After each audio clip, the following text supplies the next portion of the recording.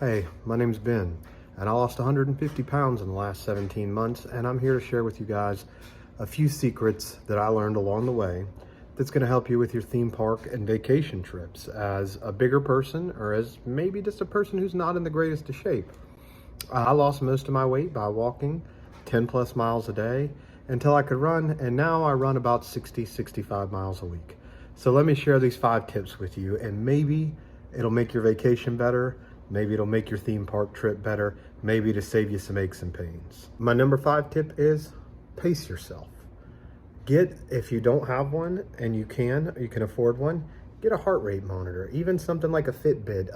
I recommend a Garmin or an Apple Watch. I love my Apple Watch and I use it, but pacing yourself means a lot, especially when it's hot out like it is in Orlando. So monitor your heart rate. If that heart rate starts to spike above 120 or so, take a break, sit down, drink some water, cool off.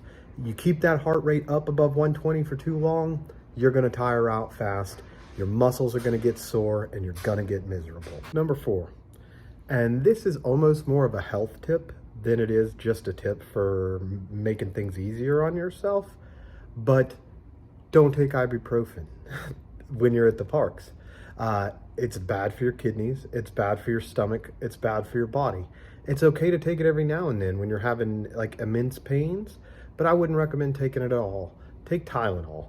Tylenol is safer, it's better for you. When your body's under a lot of stress, like it will be if you're at the parks wearing yourself out every day, that makes ibuprofen even more dangerous for your body.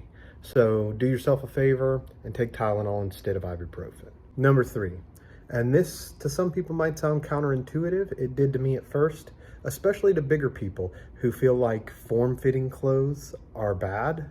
But number 3 is wear snug or form-fitting clothes that aren't billowy.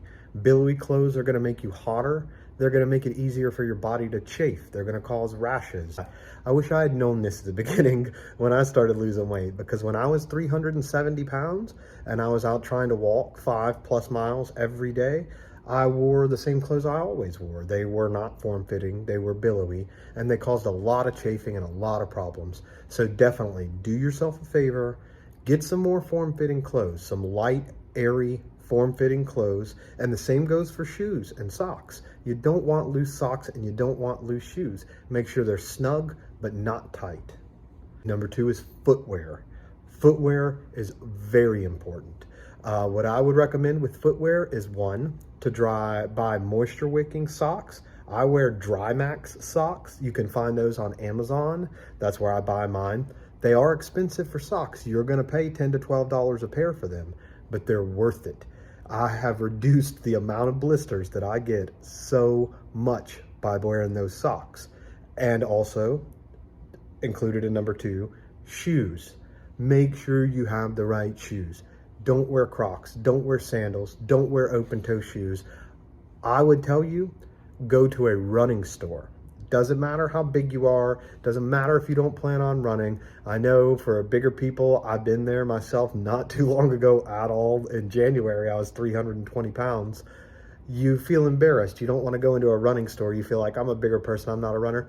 They don't care. Runners are the most welcoming, awesome community and group of people you will ever meet, and they will love to have your business. But go in there, get them to do a 3D model of your foot and a gait analysis of how you walk, and get them to get you the right shoes.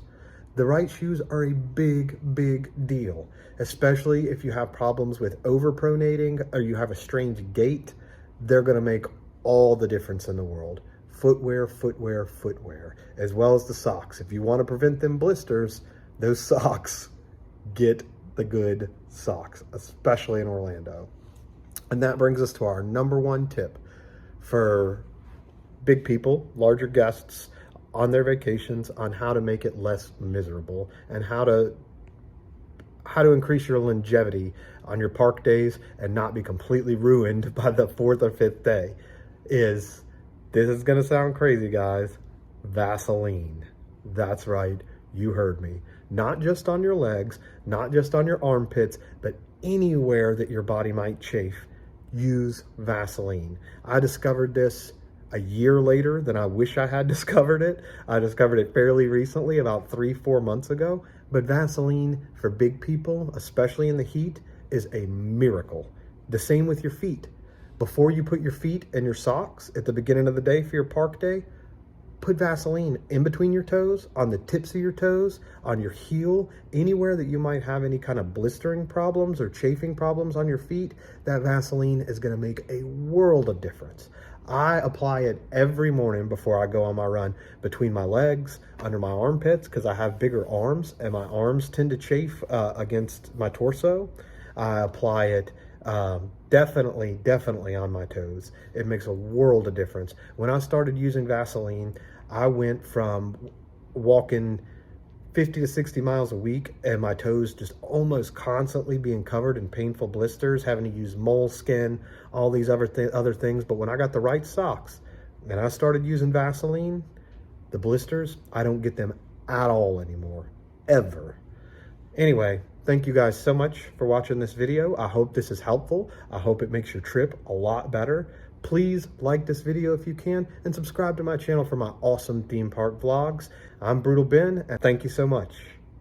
Stay brutal.